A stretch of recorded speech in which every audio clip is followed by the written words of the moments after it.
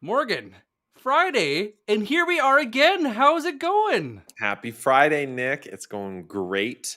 I am thrilled to be here this morning and a lovely Would, would you late say if you summer. weren't?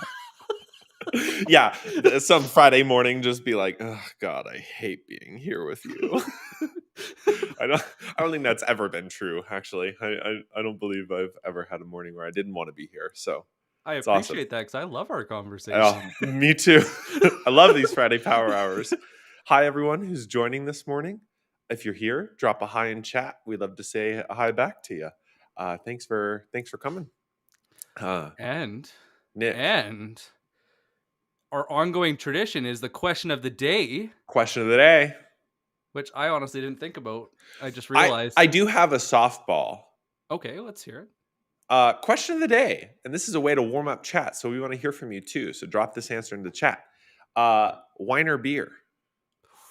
Oh, Now, why did you go there? That's a last night I had some friends over. We had some wine. I know Nick's a big beer guy, but if you're somebody who, like many of my friends, are not into alcohol or don't drink, then I'd love to know what your favorite alternative is. Or, water's acceptable, but like, what other things are you consuming? So, Nick, wine or beer? I will say I used to think that wine could pair better than beer. When I started to learn more about beer, I realized that beer actually pairs better than wine. And so I Ah, would go beer, hands down. beer indeed. I am for many years I would say I was more of a beer guy, but in recent years maybe I'd say I'm more on the wine train. Um, but I don't know. It's kind of hard. I'm actually a whiskey guy. I mean, so I set myself up for failure on this question. I like whiskey too, but Yeah. really, then if you like whiskey, you like beer because making beer is the first part of making whiskey. So you set yourself up on the You're right trying to track. finagle me into this answer, aren't It's just you? The malt. We have to use the malt. The malt is the answer, huh? you just got to uh, not drink it before you distill it. That's right. the struggle is real. That's the struggle, honestly. I love all the answers we're seeing in chat. Some wine lovers, some beer lovers. I'm digging it. Thanks everyone for being here. Jeffrey, coffee throughout the day for me. What a great alternative. um, Today, Nick, you and I are diving deep both into some stories from our experience and talking about how to win the sale before you call, which sounds like a crazy idea.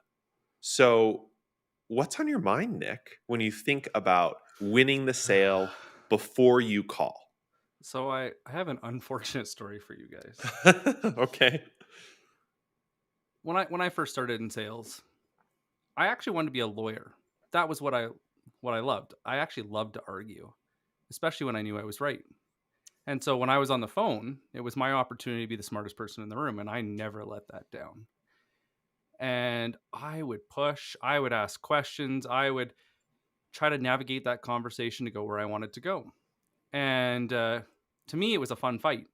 Well, one time I was doing my calls and I was, 80, 90 calls in, and I get this executive and I am telling him how to run his business and that what he's doing is not, and I'm going a little extra, but I was being pretty blunt and I was moving fast because I was prospecting. And he shut me down so hard that it has stuck with me 10 years later. And he said, Nick, this is the worst cold call I've ever had because you're asking questions that you should already know the answers to. Be better. Whoa. And very well respected in the industry, really great person. And then he said, can I get real with you? Can I just give you some advice? I'm like, okay. He's like, when I'm making major decisions, it's everything in my business is an investment. And I only ever have one or two top investments. And if you're not one of them, we shouldn't be talking. Hmm. So how could you be those one or two investments? How would you get in there? Who would you talk to? Who are those 2 people, 3 people, 10 people you need to talk to in my business to figure out what those are? How do they line up? Are you trying to go and avoid a pain? Are you trying to go and get me to a bigger goal? Where are you taking me? And turn it into a story. I uh I I know it's rough to get a response like that from a prospect, but as Chris dropped in chat, I would have loved if someone told me that. I like the bluntness is hard, I'm sure, to deal with, but I imagine that opened your eyes to a different way.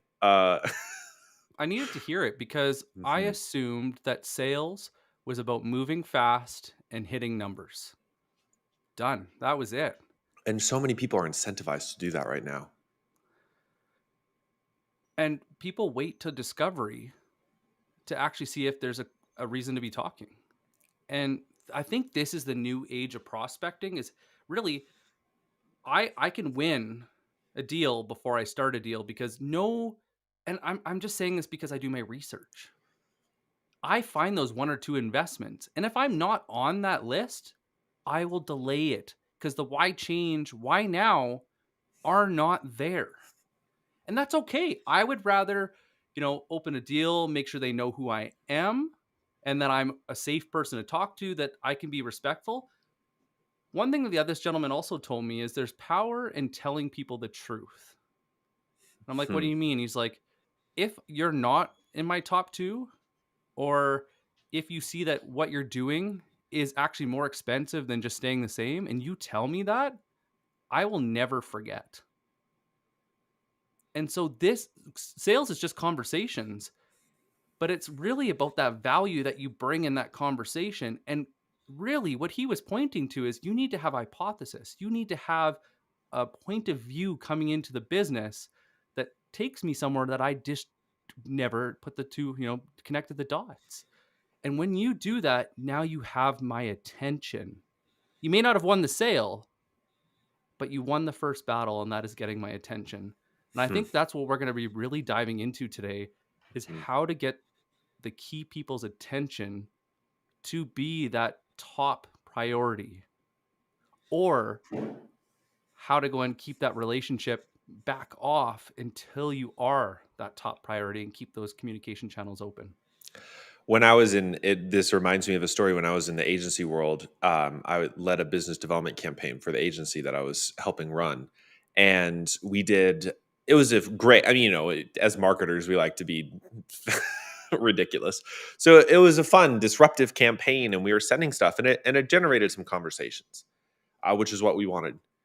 And we got into one conversation with this client, Nick, and what I realized was that we could have learned everything we needed to know about this client before we had a discussion with them. And what it felt like from their experience, because I just asked afterwards, one of the stakeholders, and she was very kind and very blunt. And basically, it was like, yeah, I kind of felt like you guys were wasting our time. Like it felt like any other engagement that we have with an external partner who's prospecting us. And uh, honestly, a lot of the questions that you guys ask, we publish, and you could have done your homework and like found out those things before you got on a call with us to ask us those things. And first of all, immediately I was like, oh shit, well, we definitely lost this one. We're not going to work with this company, and that happens, right? But it was this key lesson that I used from an agency world when I started to freelance, which was what can I learn about this company in order to impress them almost? And I remember that after that conversation with this one client, or well, prospect, sorry, uh, I dedicated myself to try and do more and more upfront work as long as the juice was worth the squeeze, as long as like the deal was big enough and it was worth my time, that I was going to learn the things I needed to know about this account before I went and talked to them. Because when I was working for myself and I was freelancing, I realized that I needed to know those things because in freelance world, you're a commodity. And the ways to stand out and above the rest is not because I had a better portfolio or a better product or I had a better offer. Ultimately, it's like 80% the same. It was that I knew more about the account. I knew more about their problems, and I knew how I could insert myself into that flow. And I'm sure that people are listening, like what Morgan just went through, there's that evolution. And so what, good, better, best, Hmm. what does it sound like when it changes? And Hmm. so I was talking to a VP of sales, and so I did my outreach, and he didn't get back to me right away. It took a little while, but he gets back to me, and all he writes back is, "How in the hell do you know that? Can we book a meeting?" Hmm. And so we start talking. And he said, "I just need to know how you knew what you knew to start that conversation. Like, what tools are you using?" I was like, "Well, I just use SalesNav. And I saw that you guys just did a major hiring spree, but you didn't hire any managers yet. So one of the things I've seen when that happens is that retention falls off within 6 months, or you miss pipeline goals, or depending on if you're funded, then VCs will say, well, you got to go and right size." Hmm. And we end up just spending the whole conversation talking about triggers and targeting, and that conversation is still going because what we talked about first was the industry. It doesn't matter what size of deal you're targeting, you need to know your industry better than anyone else. Hard stop. Yep. When accounts are big enough, so over 10,000, then you need to know the account. When you have an even bigger deals, like 50,000 plus, then it really comes down to the person and understanding the workflow. Or the committee. Or the committee, right? But what you're Hmm. doing is you're doing this. You either do it all up front, so you're spending a week doing all this research before you start your campaign because you're doing a commodity sale and it's too small to go and spend the time on each one, but you still need to understand themes. I bet you if you go back through your CRM, even if you're selling something under 10,000 and you go through and look at what you've won in the past 3 years, there'll only be 2, maybe 3 reasons why they bought. And if you don't know those, you are trying to win on the phone and you're at a huge disadvantage. So, this whole how to win before you call is how to prep yourself to know just enough to be dangerous to go and have a really smart conversation and have them saying, "Yeah, actually, we were just talking about that in this morning's meeting. Yeah, I'd love to talk about that." Hmm. And to sort of dive into this more, the tiering that Nick laid out is something we've been working on in our our own work and with the companies we work with, which is that at a foundational level, if you're prospecting, you have to build industry context. No matter how big or small your deal is, you got to know your industry. And the way I think about this is to know your industry, you have to know your product and what you offer and what problems it solves in relationship to the industry, right? You have to know your competition, what products they offer, and what problems they solve. And then lastly, you have to know why you're different than your competition inside of your industry. And most crucially, how you can articulate that. Now, the articulation piece is what a lot of sellers spend a lot of time on is they get to the personalization and relevance and they think that's where the money is made. Oh, I saw you went to the university. If some I got this, I saw you went to the University of Denver. Go Pios. Hey, do you need SDR help? Like that's okay. That's not going to be a winning message, first of all. And second, it has I, as the buyer, am thinking about my industry and your competition, not necessarily the specifics of your personalization. So, starting with a better understanding of you and your product in relationship to your competitors and their products in the eyes of your buyers is where this starts. Building that context, understanding how the puzzle pieces fit together and how the industry comes together, literally who's doing what, how is it all oriented, is where your prospecting research begins. Because if you can't get on a phone, and this is actually something I learned from Nick, and this floats around every once in a while, but I know, dangerous.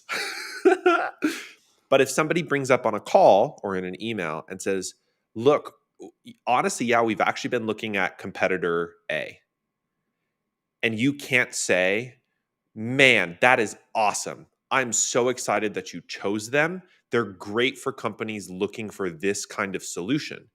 But for companies looking for another kind of solution, we tend to find that competitor A doesn't fit the bill.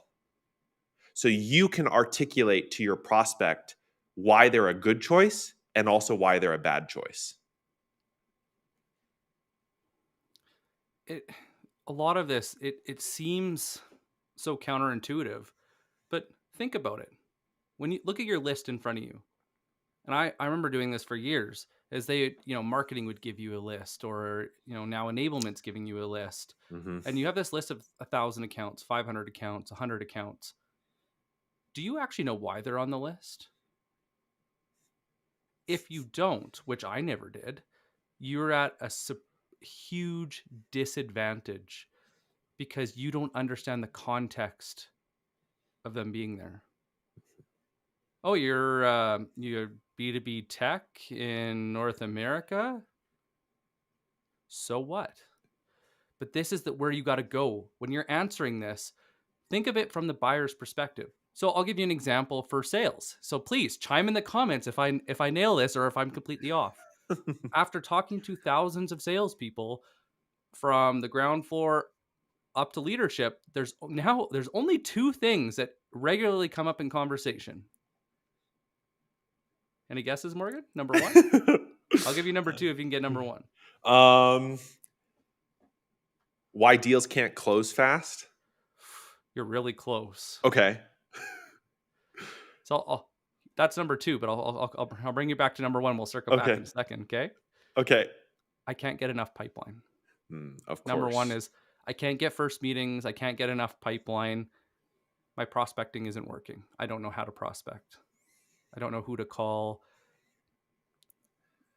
Pipeline's the main issue. Mm-hmm. Number two is very close to what you said. It's not just closing fast. Is we have these deals in pipeline, but we can't close them. Close them, period. Of course. Mm-hmm. What do you guys think? Does that that resonate? dead on for Mm-hmm. sales? Because it's pretty much just been those two things, but it's just said differently. And so when you understand the themes, you can have any conversation. But this is an earned, kind of like call it earned wisdom. Mm-hmm.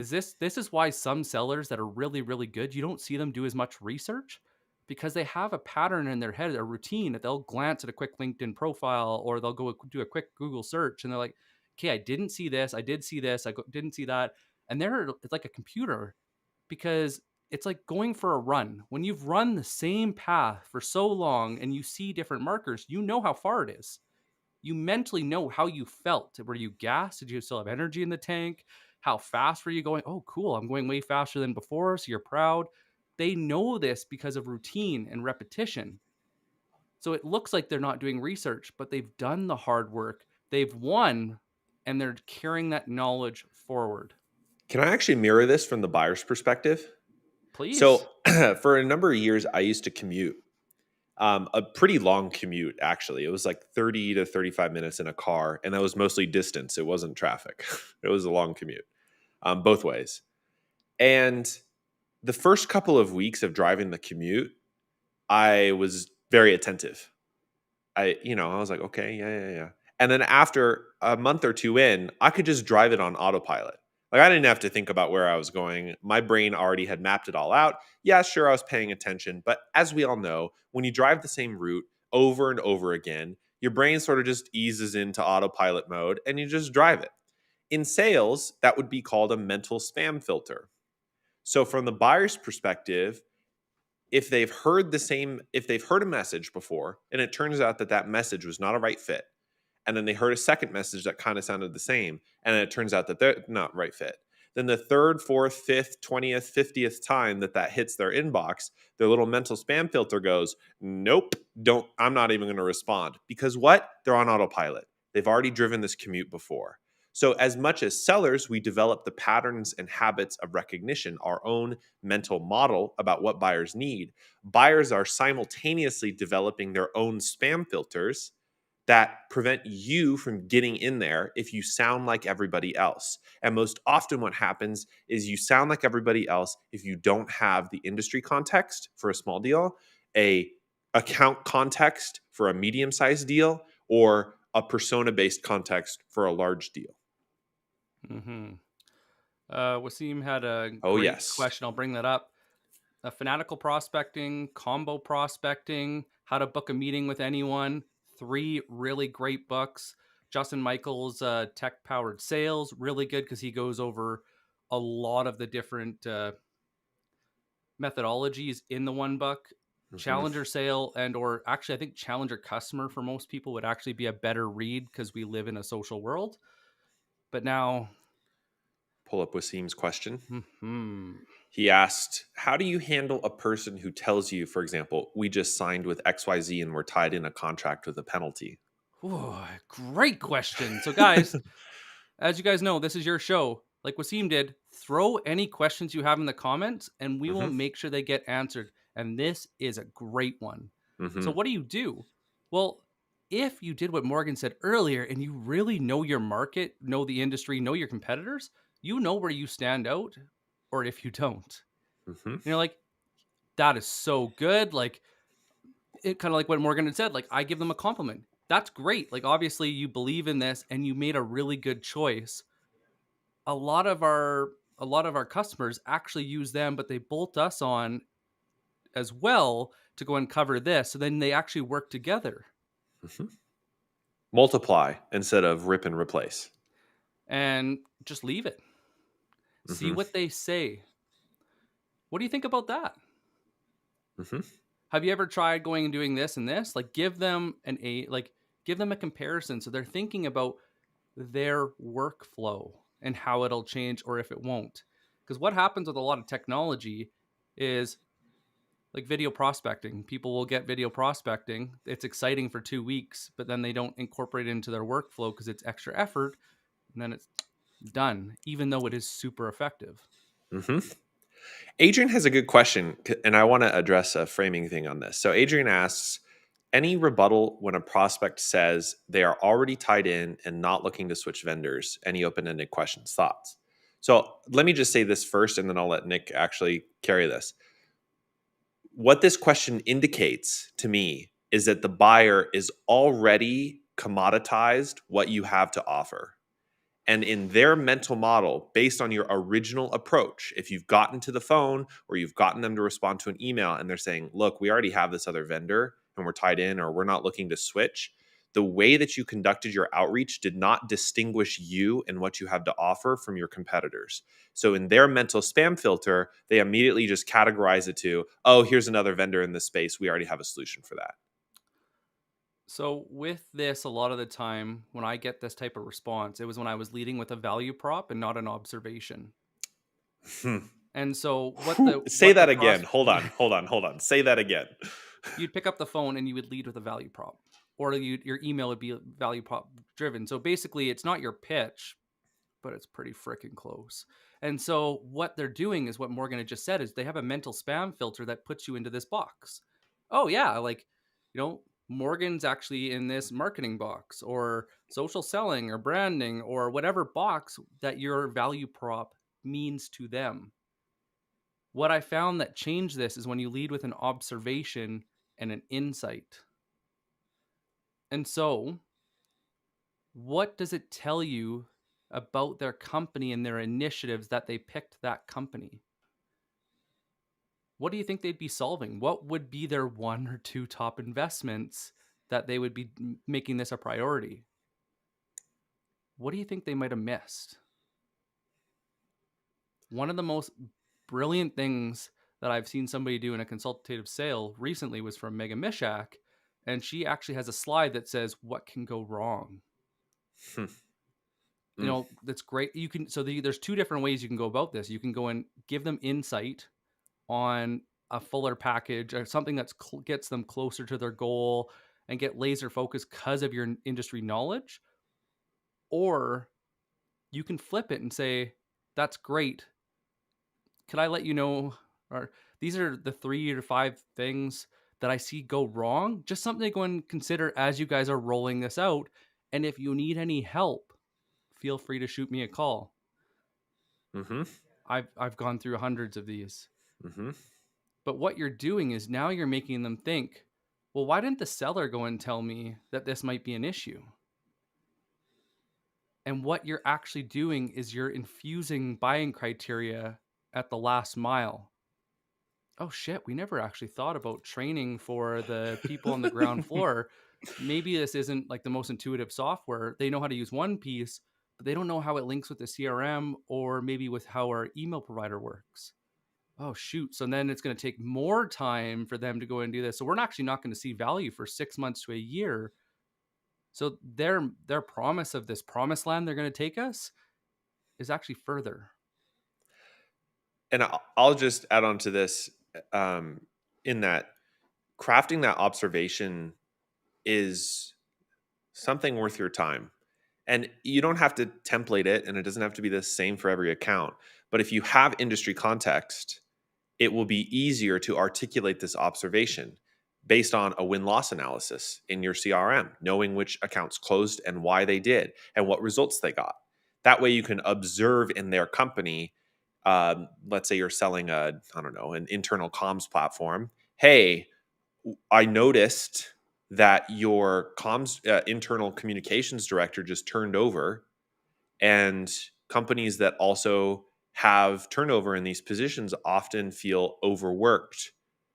And uh, this other company had this exact same experience that you're going through. Is that true?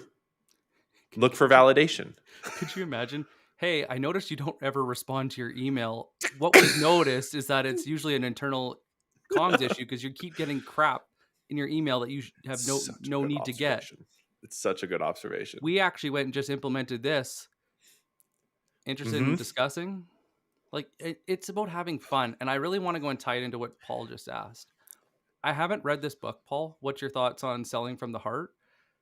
But I will tell you one of the best things to do as a seller is to figure out who you are.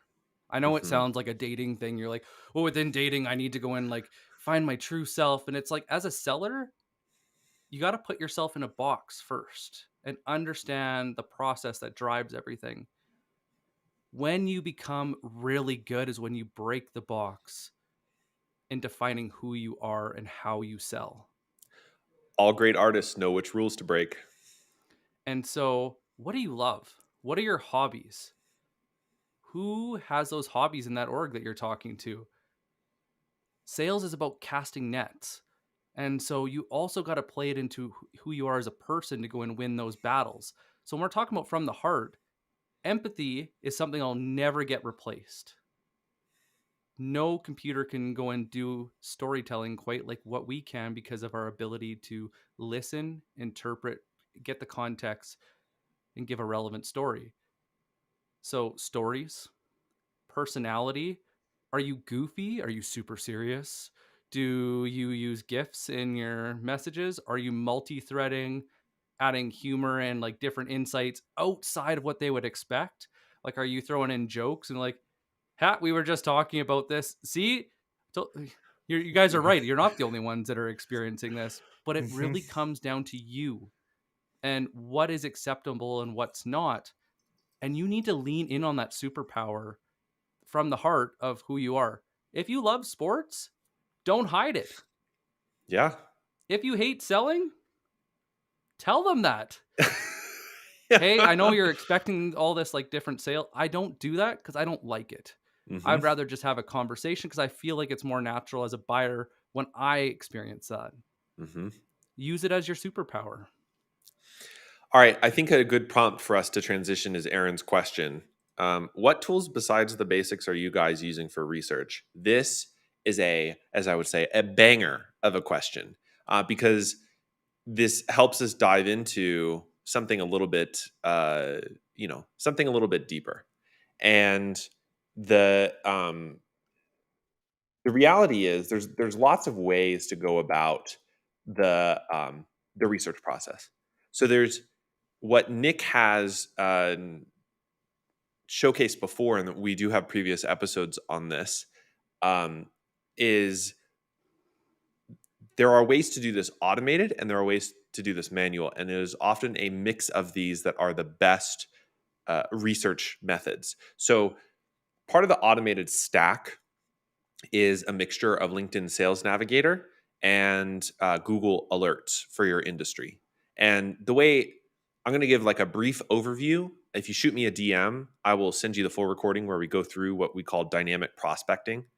And uh, basically, you're creating an account list, uh, you're adding accounts to that account list, and then you're watching for intent data. You're looking for leads that are looking at your profile. You're looking for um, people who are added to the account. You're looking at changes in the account. You're using sales nav data to understand the company better. And essentially, at this point, we're assuming you're selling something a little larger than 10 grand ACV. Then you're using Google Alerts to set up alerts for specific keywords or insights related to your industry, changes, announcements, not just funding rounds, but other news pieces. And those things, once set up, can run on an automated fashion. So one, you're constantly building industry context, and two, you're also building knowledge about a specific account based on this sort of automated stack. The other side is some more manual work. And I would say that everybody, how do I articulate this? I think everybody has their own favorite flavor of ice cream. At the end of the day, it's all ice cream.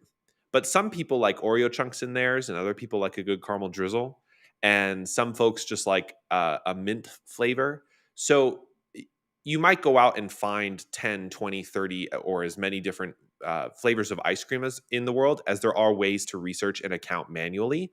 But I think the base ice cream sort of comes back to a few things. One, Nick's favorite questions: why now and why them? If you can't answer why you're reaching out to them now instead of 60 days from now, or now instead of 60 days ago, you don't have a strong case yet to reach out to them. And I'll say, like, job changes or funding rounds are not an answer for why now. There's got to be a pain associated with the answer to why now. So it's great that they raised money, but that money also means that they're going to encounter this problem that we help solve. That is a better answer to why now. And why them, being the person you're reaching out to or the account that you're reaching out to, is why this account specifically instead of other accounts on your list. And this comes back to your ability to prioritize your list. So you can answer those questions by using LinkedIn Sales Nav data and some of the dynamic prospecting from alerts. But then you can also deep dive and you can look at active accounts on LinkedIn, active personas on LinkedIn. What are they talking about and what are they sharing?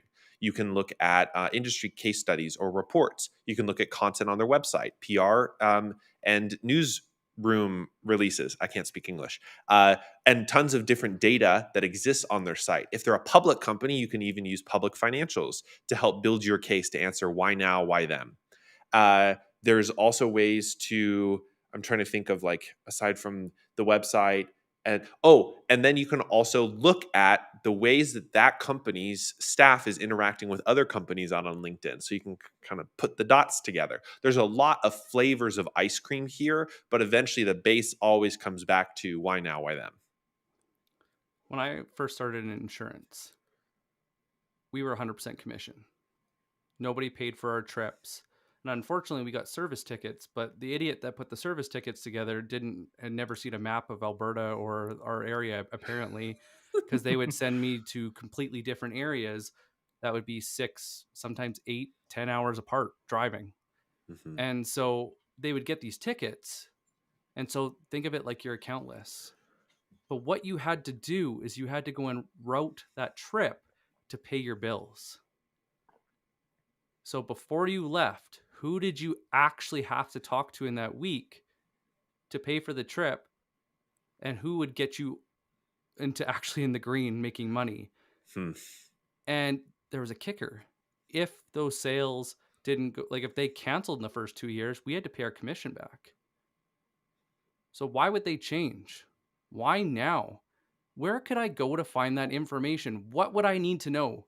What are those main drivers that are making them want to go and do something? Is it efficiency?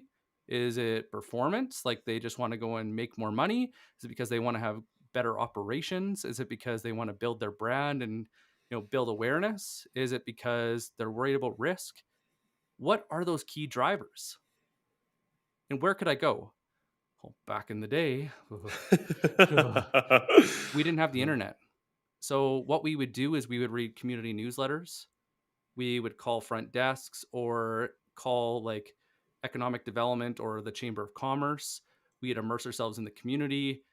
There was different things that we would do to get access to the information because it wasn't widely available. Sometimes it even meant that I had to stop in a library in the small community, or I had to find where the hubs are where people talk, whether it was a coffee shop or a pub or a golf course, and I had to go and mingle with people to get that information. So the answer isn't what tech, it's what information and what is the best place to find it. That actually brings up an interesting point in the remote era. Slack communities are your friend. And maybe we'll do a deep dive on this in the future, Nick. But the amount of insight and research we have gained by simply engaging with people, our ICP audience, inside the many different Slack communities that exist in our industry, I think is extremely underrated for this phase of research because it's quick and it's personal. And as long as you're asking good questions and you're not pitching and it's a casual conversation and it's clear it's not just an interrogation and you're having a good conversation, you can learn a lot about your industry really quickly. So it's sort of a digital alternative or replacement for some of these, community newsletters and some other, can I say old school tactics? Is that offensive, Nick? I No, that's what I call no. them, Okay. It's or great. ineffective, Or whichever. well, I But every industry is a little different. Every persona is a little different. This is why I start with a sheet that I fill out, not why I lean on tech, because depending on who I'm selling to, this changes. Sometimes Twitter's really good. Sometimes LinkedIn's better. Other times it's Reddit. Other times it's Slack communities or Discord. Where you're gathering your information changes. The information you're gathering does not. And so think about this. If you had a list of 1,000 accounts, that was your total addressable market, you need to prioritize it because you don't have enough time in the day to work that list fully and properly. Maybe you use a sequencer. I would recommend not, but that's my own opinion because unless you're selling under 10,000, it just doesn't make as much sense. Mhm. Now, when you're going and doing this, I just lost my train of thought. Jesus. Oh, I mean, I can jump in really quick, Nick. I You're just like, heard the dog's getting into something. oh, okay. I'll a deal with it little, after. a little puppy moment. I like A it. little puppy moment. Yeah, she's here getting into the cupboard, so I'm hoping she's not Oh. eating something. But you have your TAM, like your full list. You have to prioritize it. But those are objects. People Hmm. they objectify their prospects by just keeping them as an object. Dynamic prospecting is when you lead with an event, with an Hmm. observation. So the cleanest and easiest way to go and shortlist is what changed. So a couple that I used to use were who just joined the Chamber of Commerce, who's hiring in the community, um, who just got office space, who. So what would I do? I would talk to realtors in the area. I talk to the Chamber of Commerce. I would look at who just got added to the sponsors to local events, who is investing for awareness. So I could find this before I actually left on my journey. So think about your product using SalesNav or Google, or you're searching. What are some events that really signal right now is the time to change? And think of it like a campaign. So when you're setting out on a Monday or however you're building your lists, you're pulling the new changes and adding that to your list. You're like, oh, just raised Series B. Maybe that's one. Or just, is hiring a sales enablement person. Mm. Have lists, but also write a definition of why it matters and what it's saying about the company and where they're going. That's your observation and tied with the insight. So now when you're reaching out, it's really easy to go and say, who should I call first? Because isn't that the hardest question is who do I call and what do I say? Hmm. Well, what do I say comes from why are you calling? But Yep. actually, and who Uh-huh. do I call first comes to who do you feel the most strongly about? Because there's certain like criteria that they met. who do you know the most about their business? Who have you worked in their role, or do they have roles that you're familiar with? Like, just do a quick gut check if you're not sure. But it's And simple little things that drive this and make it an easy routine for every day. mhm. And one thing that I've often thought about in prioritizing lists is there are likely at if you in a certain point in time, there's always going to be Princess Leia accounts. There will always be accounts who are in trouble right now and asking for help. Help. Help me, Obi-Wan Kenobi, you're my only hope. It is also going to be like 2 to 3% of your list. Like it's going to be a very small chunk. But if you can figure out the ways that they are articulating that, and maybe out on LinkedIn, maybe somebody's posting about it, or you see a newsroom release, or you see an event in their company, they just laid off a lot of people, or they just hired a lot of people. Depending upon the product that you sell, maybe one event is better than the other. Being able to figure out what are the small chunk of Princess Leia accounts that you know if you reached out, they'd listen. Great way to start. Then there's a larger chunk that Nick is pointing to beneath Princess Leia, which I don't have a neat analogy for. Maybe it's something like Indiana Jones. But basically, you have to take them on an adventure. They they're not they're not in trouble right now, but if they continued to do as they do, they would be in trouble maybe 6 months, maybe 12 months down the line, and you're coming in and saying, "Look, we've worked with other companies like yours in a similar sort of scenario, and we know 6 to 12 months down the line they're going to experience these things, and we help you prevent that or avoid that or solve for that." Worth a call? And that chunk is also based on events, but it's going to be less urgent events. And this is, sales is an art form. This is all art. As yes, we need science. We need the behavioral science. We need the social psychology that informs all of our outreach and our messaging and all, and our tone and our tactics. It's true. And it's also a bit of an art form here, figuring out what events through trial and error are actually the right sorts of accounts to prioritize. Because that way, you have a reason for reaching out. If you don't know what you're going to say when you pick up the phone, besides, we're a really special company, and I don't mean to be super glib here, but we're a really special company with a really special product. You have a lot of money and you should buy from us. If that is essentially your message, you haven't gotten to that prioritization yet. You haven't had the observation or the insight, and you can't answer why now, why then. Everything we've talked about today isn't about follow up and working accounts, it's just research. So I noticed that Wasim had actually mentioned like tier one, two, and three. Mm-hmm. That's actually a little bit different. Tier one, two, and three. So tier one could be strategic accounts over a certain dollar value, and you're Mm-hmm. doing more in depth research because the juice is worth the squeeze. We're kind of talking about more like a tier two Mm-hmm. and how you're pulling triggers so you're not spending as much time looking for information that it's gathering for you. And what it allows you to do is as you're doing outreach, you're getting smarter because you're like, oh, what did that VP of sales say? Oh, interesting. Why did they say that? Why? Or you book a meeting. Why did that work? What about that problem statement? What about that observation? You're reverse engineering and you're really challenging yourself about the process and the mindset. And it really defines like how much time you have to research by that dollar value, that A, B, and C. But Mm-hmm. we're not talking about prioritizing ongoing. When you're prioritizing ongoing, it's almost like this would be the last piece. Mm-hmm. And I think it's something just to go and like just touch on really quickly. How I used to organize my days is my top one was deals in pipeline. How was I moving? How did I make sure we kept momentum so things weren't dying? My second was we booked a meeting, but it wasn't they weren't in pipeline yet. Mm-hmm. Right underneath that was contacted. We were in conversation, but before meeting, and then before that was on my list. Mm-hmm. So that's how you follow up and how you would time block for those. So think about that. It could be a half an hour, it could be an hour. But think about it. If you limit yourself only to a half an hour, this is why you have to go and figure out your schedule bigger than week by week and day by day. With account research, is the juice worth the squeeze? Can you afford to do research every day? Or do you have to do it every month or every 2 months to go and do a very big, broad research on the industry and how you're going to go and pitch it, and then just hit the ground running for 2 months? Mm-hmm.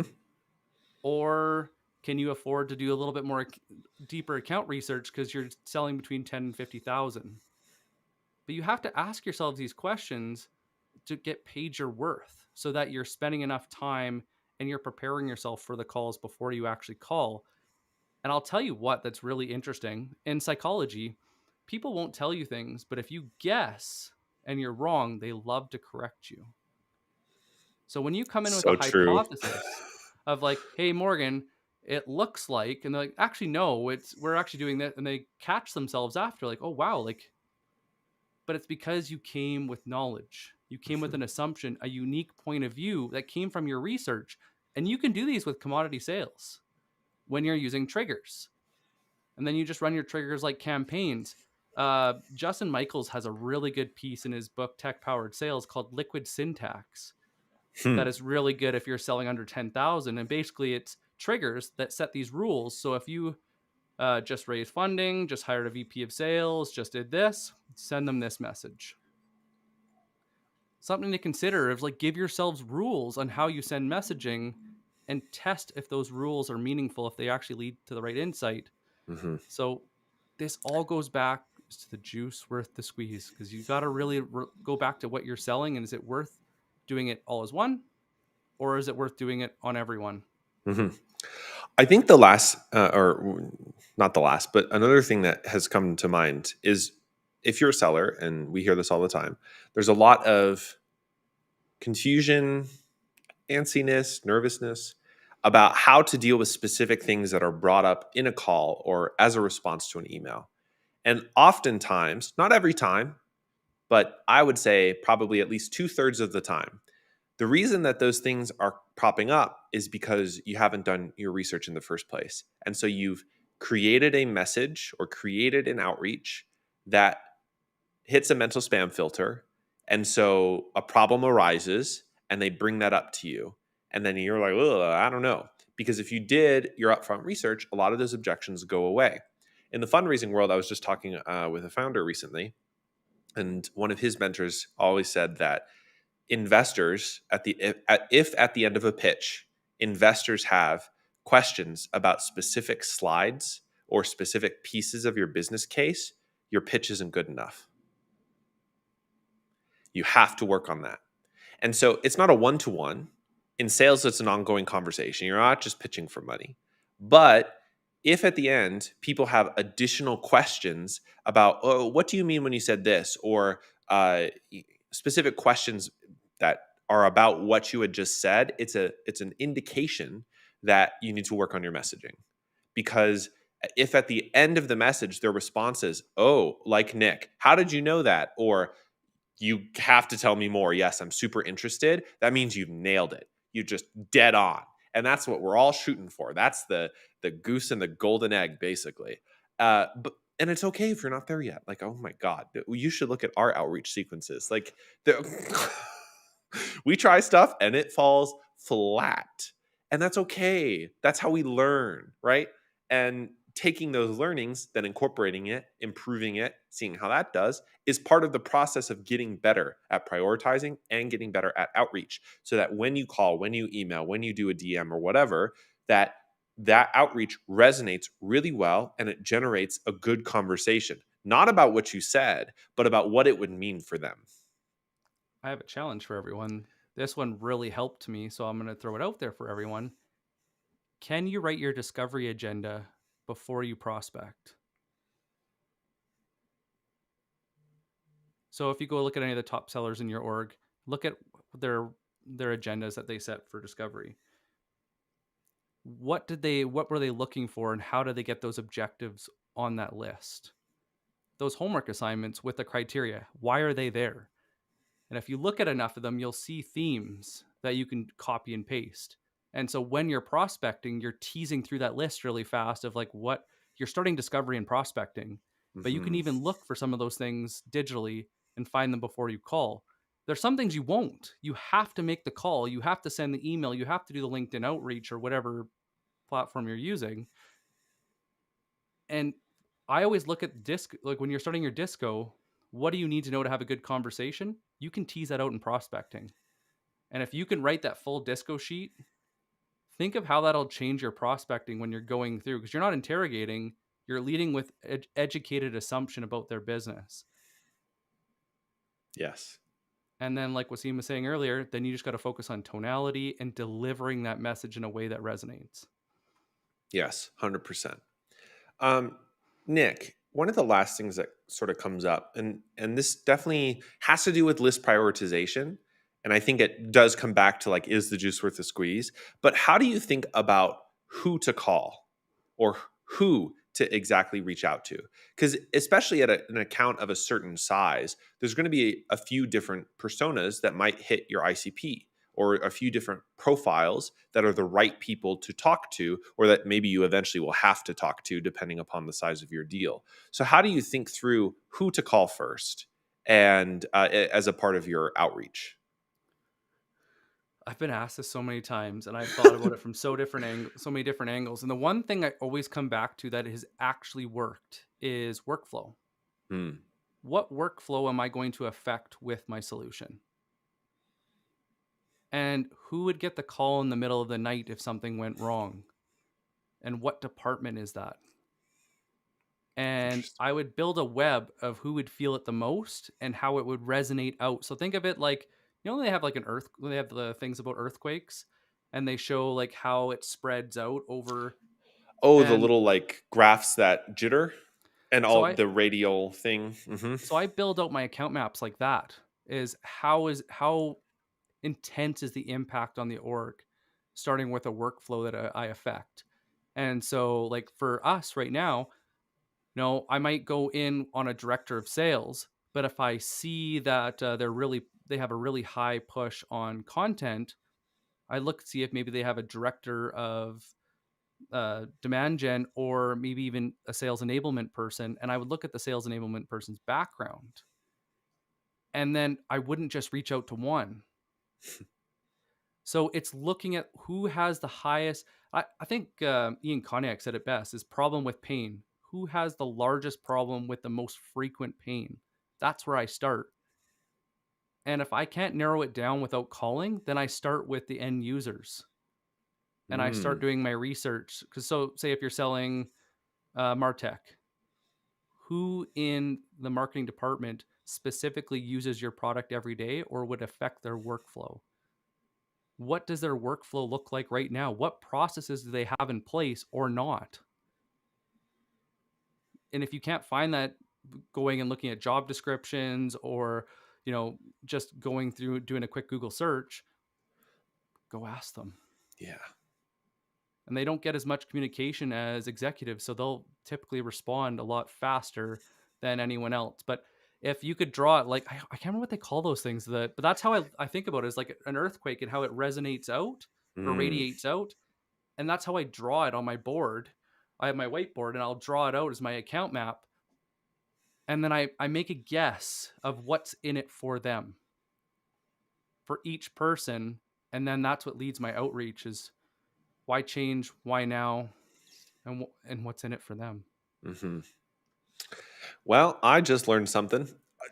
I don't think I've ever talked about that with you before. No, it's awesome. And it's such a good visual. It's funny as I think back even in my days doing like business development campaigns for the agency, like I think we share a mental model, even though I might articulate it differently. But I was always thinking about who actually uses the product, and then who actually is like needs to sign off, which isn't a one-to-one with what you just said, but the the idea of targeting somebody who in which there's the highest impact in their day to day with the highest pain with or problem with pain is a really great way to take an account and prioritize personas, especially for outreach. I w- I was working for a company, and we were having really bad forecasting and pipeline issues. So they bought a CRM, Hmm. and it failed miserably. And then I worked at another company where we were just using Excel, and we were doing all our data entry in Excel, and we had shared. It was crazy. Whoever built that deserves like an award, because that was some like crazy, yeah. Mhm. But then they bought a CRM and everything got better. And so what was the difference? This is what made me start thinking about this. One had a process, one didn't. So one was trying to buy a solution that was going to fix it, but people didn't have a process day to day to use it. So Interesting. the implementation would be a lot harder. So if we can find people that are mentally ready, that we can find that workflow and we can understand how we fit in or don't, that has just been the easiest way for me to go and get into accounts and have those conversations. Totally. Um, well, we're close to the end of the hour here. And I just have to say one last thing I think about in outreach. And I think we've learned this more from trial and error is that people have an uncanny ability to find your LinkedIn profile. And the reason is they search for it on Google. So, one thing to consider, and this is less true on phone calls. I know the title of this is about calls, but if you think about outreach in general, if you're sending cold emails, it has astounded me the number of VP of sales or VP level and C suite level people who take 3 seconds to look up the name of the person on LinkedIn or to even just Google search, see if your company has a page for you, or Google's great at indexing LinkedIn, so they might find your profile anyways. And then they're going to make a credibility check based on that profile.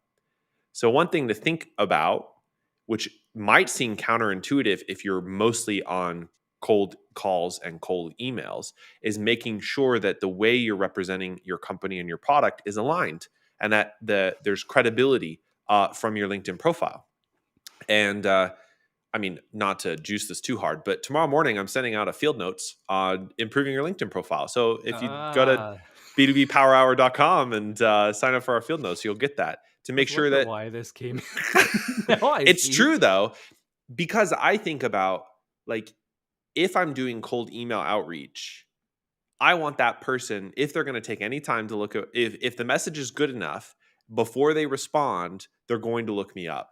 Only, and so there's one caveat I'll throw to this Okay. because I've tested this, only if you don't put your company name in.